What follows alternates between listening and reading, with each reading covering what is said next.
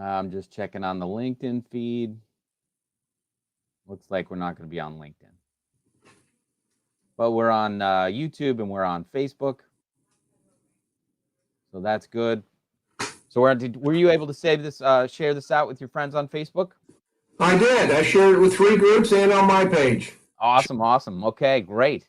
Good stuff. Well, then let's start out with a little bit of an introduction for you. You are a world famous real estate coach. You've been in the business for 25 years and you've written a book that's a big seller on Amazon. Is that all true? That is true. I'm sure I'm not world famous, and now it's 27 years, not 25 years. That's right. That's right. Yeah, it keeps creeping up, doesn't it? I'm going to hit 30 years this June. Wow. Yeah, I know. It doesn't seem like it, right? It goes by in a blink. But all right, so now you're not selling as much real estate as you used to, and you're a coach, which I'm sure all of your students are loving what you're professing. What are you seeing right now because of this turmoil? Wanted to touch base on what's going on in your market and what your mentees are coming back at you for help with. Yeah, I stopped selling about 2.5 years ago, and the agents I'm coaching. I actually called the 2 top agents in our market yesterday to get their feel, since I'm not actively selling, listing at all in real estate. And both ladies said that there is a real concern that buyers are reluctant. Some of them are afraid they're going to lose their job, or they've already lost their jobs. And sellers have a fear that because of the unknown, because there may not be as many buyers out, they may hold off. So that's but it's too early for anybody to tell. Nobody knows. Nobody knows right now. It's all up in the air. Right. Right. And it's all uncharted waters for everybody. So the best we could do is go online, tell people stay calm, wash your hands, all that kind of good stuff. Everybody's heard ad nauseum, I guess. But as far as the real estate market goes, I do have a quick stat from that in the past. This one, let me see if I can get back to it now. But here it is. So this was from, I'm sure you follow Keeping Current Matters. This is from one of their webinars. But, the home price changes in some of the last recessions, 2008, which was a big one, but that was created by the financial and real estate, run up. So obviously that had a big reduction in everybody's prices. But this was not caused by, this is obviously the virus's fault. And we're just doing everything's changed because of it, not because of the irrational exuberance of the real estate market itself or the lenders. But you can see from 2001, it went up a little bit, 91 and went down just a touch. 81 and 80 were both, positives for the recessions into the real estate. So people move towards real estate in a recession in the 3 out of 5 last ones. Now you've obviously been in the business for that long. How do you look at the market in the same way? I do, and I tell you what, in 2008 through 2012, whatever, when that downturn happened, even in this downturn, no matter how bad it gets, there's always going to be people who need to move. There's always going to be people who need to move. And what I found in 2008 and beyond was so many agents just stop working. They think it's so bad that they stop working. So those of us who continue to work did very well. And I'm confident that exact same thing's going to happen, in this next year or two, regardless how long it takes. There's always going to be people who need to move or who just want to move, who don't have that fear. Right. And agents who are out there working and prospecting and staying in touch with their past clients, those are the agents who are going to get the business. Right. Exactly. It's when the market's in flux that people need an agent more than ever. They want to know if what they're doing is the right thing. They want to bounce ideas off people. And when everything's great, your barber and everybody else is buying houses and flipping them. And that's what was happening in 2008. Now everybody's going to want an expert's opinion and some real market research and the calming factor that someone who's been in the business for a little while can give them to see them through this very uncharted waters for us. You've been around for a while like me, and I'll tell you why this is a good thing in a couple ways. The real estate field is full of wonderful people. So I'm not knocking the real estate agents as people. Right. They're great people. They're friendly people. They're good people. But the great majority of them, and I mean over 50%, do not work full time. Right.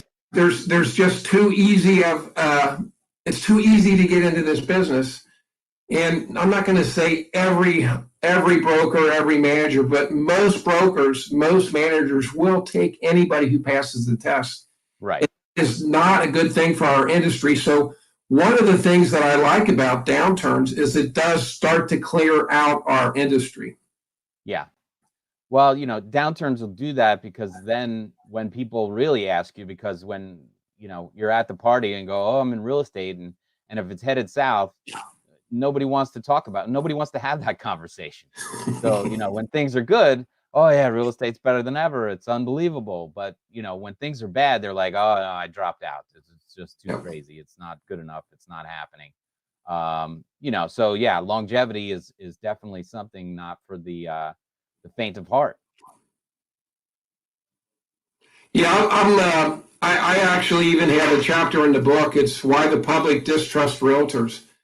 And that upsets some realtors, but I'll tell you, we're ranked below lawyers. Gallup does a poll every year, and we're actually last year, 2019 was the first year we did go just slightly above lawyers in public trust, but we're down there very low, and there's a reason for that.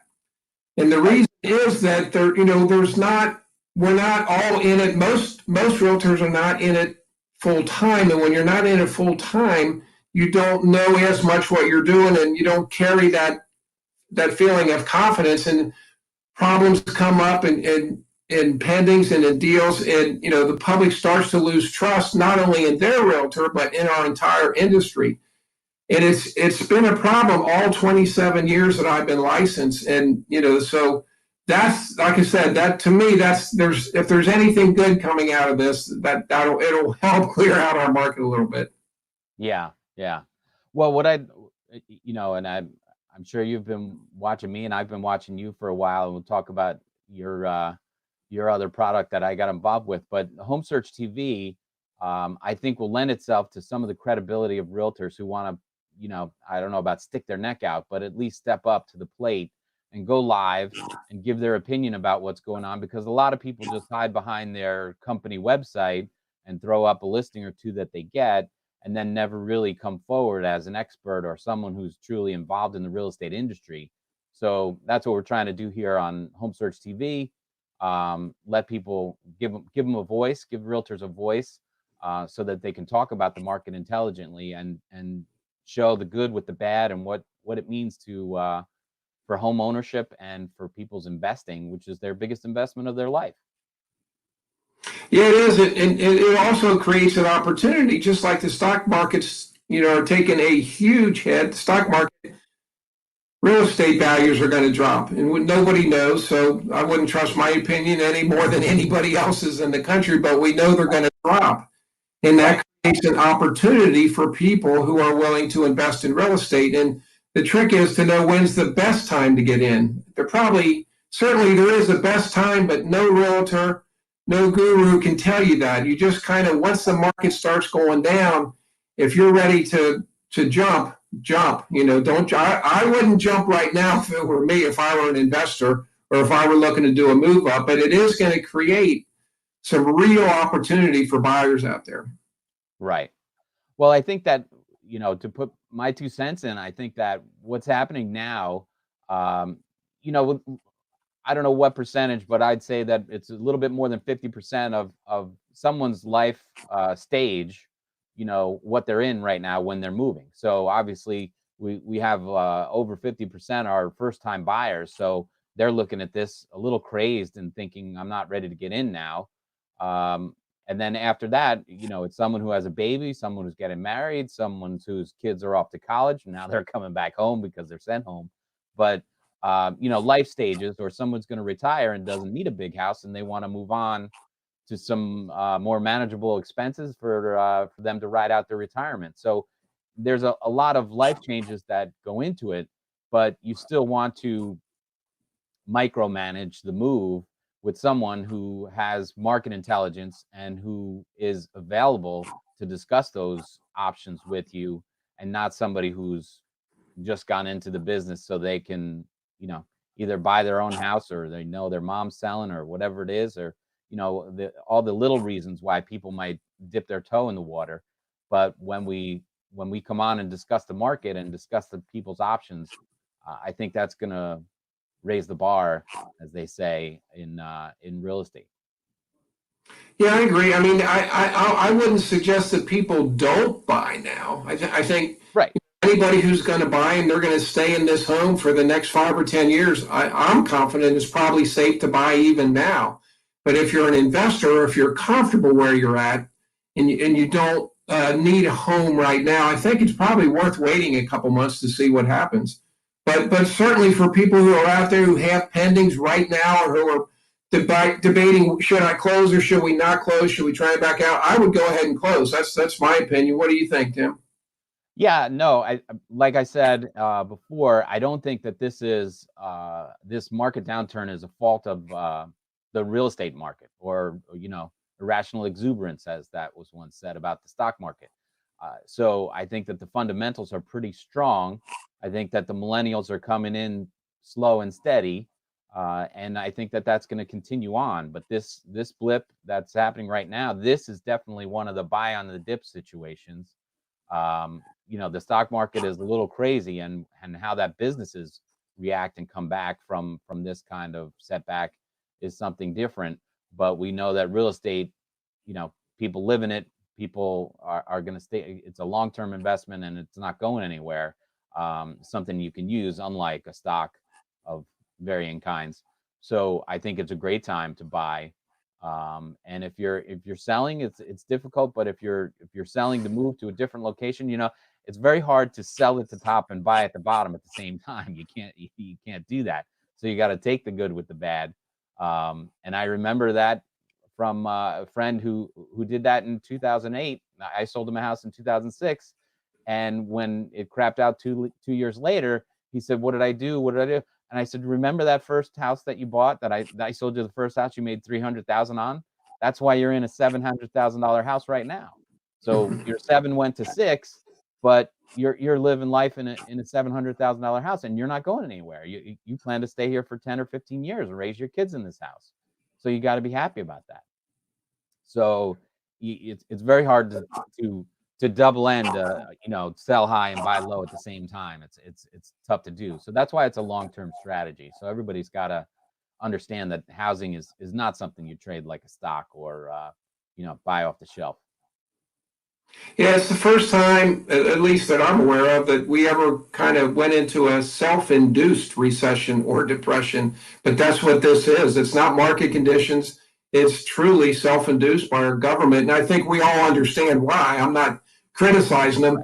Time will tell whether or not this was the right thing to do, but I certainly don't blame our government or our health experts for doing this. But it's certainly an unusual situation. But I tell you what it does create, and a very small percentage of the real estate agents get this. But man, what an opportunity for a newer agent, or an agent who hasn't been doing that well in the business, to get very aggressive and go out now and prospect for business. Yeah. Man, you can make your name out there now, because I guarantee you, if this continues the way it looks for the next few months or year or whatever, I guarantee you, it's just my opinion, but I'm confident saying that most of the agents, over half of the agents, will not work on a daily basis. Now, those full-time agents are still going to work. Believe me, those guys and women who have teams who are in the top 5 or 10%, they're still going to work. But the great majority of the rest is this going to be their excuse to either switch careers or just stop working. And Right. boy, does that create an opportunity for those who would like to get into the business full time. It's an unusual opportunity for agents too, not only buyers. Yeah. Well, I'm licensed in New York, and Governor Cuomo has put a stop on all, new business, going out there and being aggressive. So we can't do Really? calling and stuff like that. Yeah, he shut it down.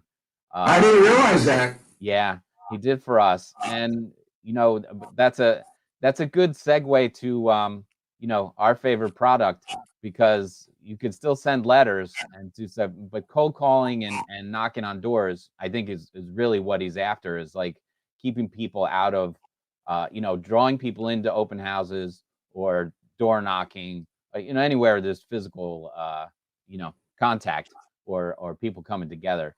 He's trying to shut that down. But cold calling, you also shut down, because this is what realtors do. They cold call as much as they can to try and drum up business for what's going on. So he shut that down, but I don't think he's stopping the U.S. mail. So I'll let you explain what I think is a fantastic product and really legendary at the moment, because you think about all the people that are home, and when they get their mail, actually go through it now, Yeah. to see what's going on. So go ahead. I'll let you explain it to our friends here. I'll give you just a brief background of how I stumbled into this product about 10 years ago. I was that typical agent that you were just talking about, Tim, that did a whole bunch of cold phone calling and door knocking my first 15 years. And the reason I did is I paid, at that time, the top coaching organization in the country, who is still around to this day. I won't mention their name, but I think we all know who it is. Yeah. I paid them to coach me, and I did exactly what they told me. And I was rookie of the year for the company I worked for back in 1997. So cold phone calling and door knocking worked then, it works now. But what I found is that you don't like cold phone calls. I don't like cold phone calls. The public doesn't like cold phone calls, and especially in the current climate that we're in this country, in this world, cold phone calling and door knocking is even less attractive than it was when people are they don't want that. And I don't know about you, but I know that I get, and I'm not exaggerating, between 5 and 15 either robocalls or cold calls a day on my cell phone. Right. Every day. And the majority of realtors, I hate to say this, but it's true, the majority of realtors are still prospecting either with cold phone calls. Not many are door knocking, some are, but most are cold phone calls. And the other ones are doing mailings, just regular mailings. And the mailings are all about their company and them and how great they are and how great their company is. Right. Well, about 10 years ago, a RE/MAX agent, his name's Brad Call, he's a good friend of mine. I was doing an open house, and it was a very unusual open house. The house wouldn't sell. I actually decided to sit at that house 24 hours a day, 7 days a week, and stay there until it got pending. And so I called the news. I called ABC, NBC, Fox, and CBS, and they all came, and Cincinnati McCord came. And I slept on the porch of that house. So I was on the news every day for like 6 days. It took 6 days and 18 hours for that house to get pending. Well, on day 2 or day 3, Brad Call comes along, and he didn't even get out of his car. He just drives by. He rolls his window down, and he hands out a pending sign. He said, "Jim, hold this pending sign up." I said, "Brad, it's not pending yet." He said, "Just hold the damn sign up." So I had the sign up like that. He took a picture, and he drove off. And I thought, well, that's stupid. What's he going to do with a photo like that? It's ridiculous. Right. Well, 2 days later, I get a card in the mail. And I don't have it on me. I wish I did. I still have it. But I get a card in the mail, and I open up that greeting card, and on the front of the card is a photo of me standing in front of that house with that pending sign. And it says, he put a caption on it, "Jim McCord is a marketing genius."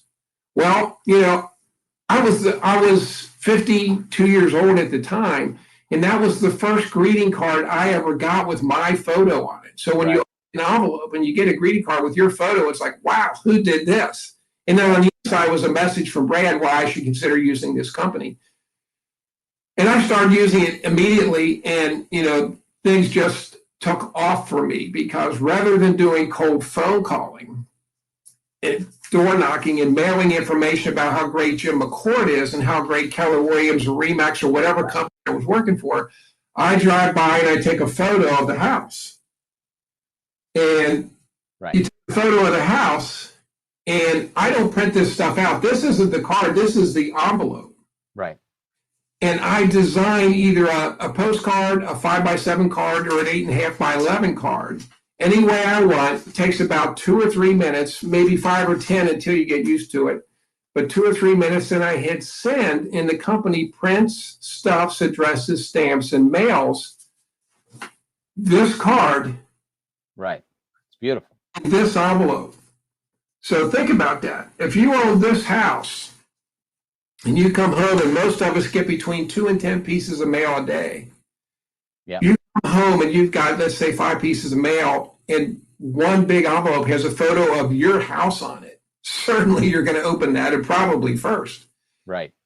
And so that's why it works. You make it about them, whereas they are getting mail from the other realtors. Whether it's a for sale by owner or an expired, they're getting a lot of mail, and they're getting tons of phone calls, which they don't like. But all the other mail, prospecting mail from all the other realtors, is all about how great that company is and how great that realtor is. Right. So, and that's pretty much it. I mean, I have so many examples, and not only can you send like postcards and greeting cards and 5 or 8.5 by 11 cards, but you can send customized products. Like this is a coffee mug. This is a house we sold up in Lake Michigan, and whether I use these for prospecting also, and I coach my agents that I coach to use it. I mean, look, this was an expired house, and keep in mind they're getting all this, I call garbage now. I did it for 15 years too, so I'm not knocking anybody. But they're getting all this mail from all these agents about how great the agent is, how great they're getting 10, 20, 30 phone calls a day, and then they get a box in the mail, and they open that box, and the first thing they see is a mug, a coffee mug. And on this one, I put a photo of their house on the front and a photo from the back. Right. Now, who does that? Right. Talk about setting yourself apart. Who does that? It gets their attention instantly, and it just really works. And it's not just cards and coffee mugs that, you can send brownies. There's all kind of gifts that you can customize, and it's the customization that makes it work. Well, I'll tell you that I completely agree. It's a great product. But it's not just for realtors. It's for any small business or any person that wants to do this. And I'm going to tell you that I started using it, like you said, and I created a piece for my friends that we were going to have, if I go the right way, the guys' weekend. So I made this card for the guys where we were going to the beer festival, and we were going to play some golf, and I put all the guys on the back cover and where we were going to hang out, smoke cigars, and all this kind of stuff. And on the inside, I had the itinerary of what we're going to do, for the weekend and all that stuff. But these guys are in my sphere of influence, my friends, my buddies, and they get an invitation like this, and they're like, "Honey, I got to go. This is a serious event, but this is something I could do for 10 friends that put together," and it went over like gangbusters. It was great stuff. One of the other ones, though, on a really personal level, was a good friend of mine. Their family, they lost their dog, and you have the coasters made up, right? So I took the pictures of their dog off their Facebook friend, where I'm Facebook friends with them. I put a picture of their dog on 4 different coasters, and I said, next time you raise a glass, you can raise it, to Sally. And it was just amazing. And I did that from the computer. It's a great product, and they just absolutely loved them. That they get to remember their dog with the coasters. So it's really personalized stuff that is just amazing and so simple, but so effective. And like you said, people who see themselves or their pet or anything on that product is going to save it and think about you in very good ways. So very powerful. Business is about not just real estate, but all business is about relationships, building relationships, and staying in touch with those people. Right. And I'm going to give you an example. In the company's called Banner Season. If anybody wants to join, contact Tim. Tim's a member, and you need to have an invitation code. So message Tim after you watch this, and he can get you set up. But I'm going to share with you. I guess it was about 3 months ago, I got a phone call from somebody like you, Tim. You called me last week or messaged me, I don't remember, and you asked if I would be a guest on your show. I said, yeah, because I love doing that. So I got a call from a guy, and I didn't know who he was, and he said he wanted to interview me as a guest on his show, and I said, that'd be fine. Who are you interviewing? He said he's interviewing top real estate agents and coaches from across the country in real estate. And I said, okay, let's set it up. So we set it up for the following Tuesday. So I had like 8 days. This was a Monday. I had 8 days. So, like I did with you and like you do with anybody, I do a lot of research before I meet somebody. Even if it's like a for sale by owner or expired, I'm not going to go in there cold and not know. I'm going to Google their name. I'm going to Facebook their name. I'm going to LinkedIn their name. I'm going to know a lot about it. So that's what I did with Rob. I thought, I wonder who this Rob Tucker character is that's going to interview me next Tuesday. Well, I found out that he's one of the 80, there's only 84 agents at Keller Williams who have made over $1 million in profit share. And Rob's one of them. Wow. Made over $1 million, not in real estate commissions, but profit share. And of the 185,000 Keller Williams agents, there's only 84 nationwide who have made over $1 million. So I thought, oh my God, I want to impress Rob. So here's what I sent him. He got, before he interviewed me the following Tuesday, he got this box from me. And when he opened the box, he got a card. And I'm going to put my face on the front of the card. I'll put his, and that's his coaching business. Right. On the inside is a message, from me thanking him. And on the back is my book. So he sees this card first. And more than likely, it's the first card he ever got, too, with his photo on it. So he sees that. And he opens it up and he sees a coffee mug.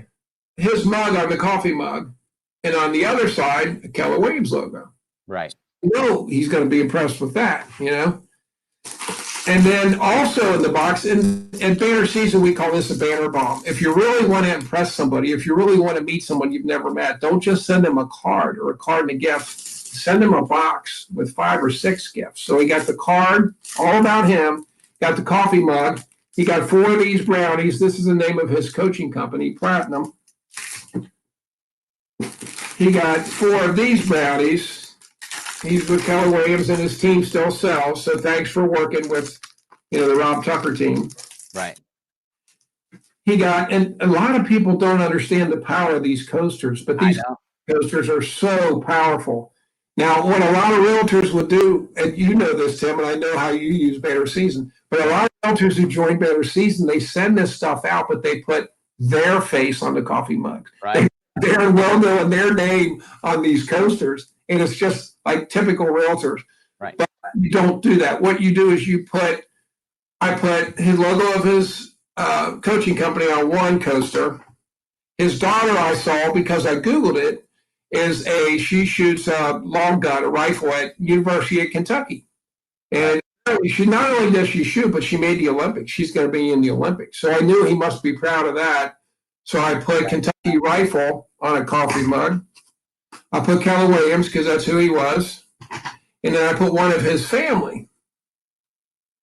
Now, that's impressive. When he gets these coasters, these are not going to be in the drawer. He's going to put those on his desk in his office or in his home because it's all about him.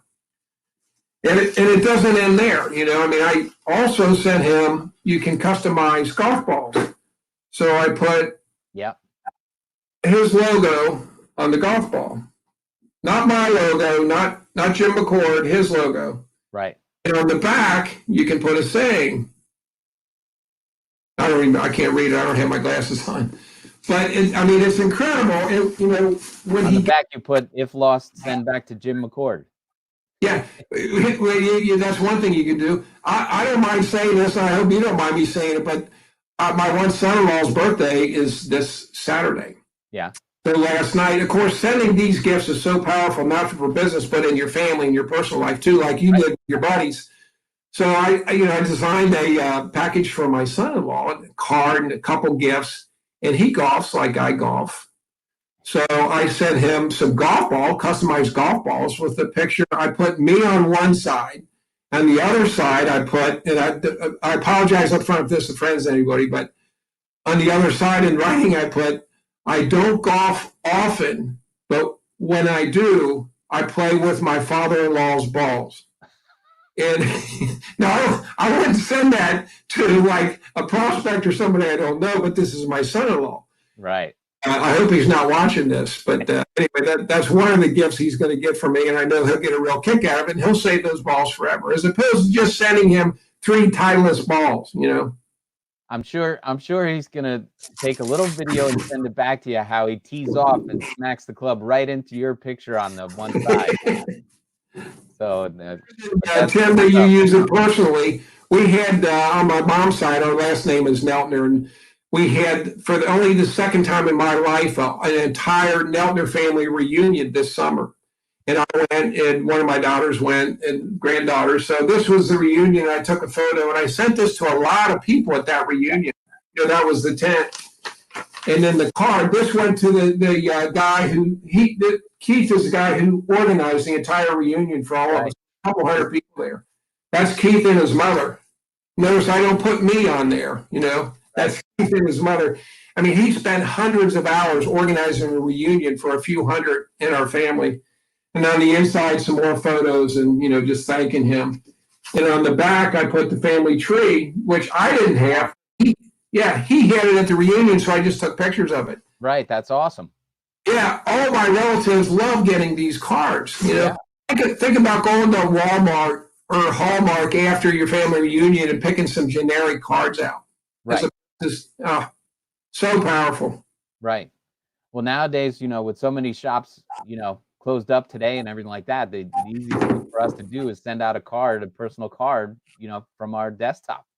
And it couldn't be more personal, more accurate, couldn't be better to do that through there. So I think it's tremendously effective.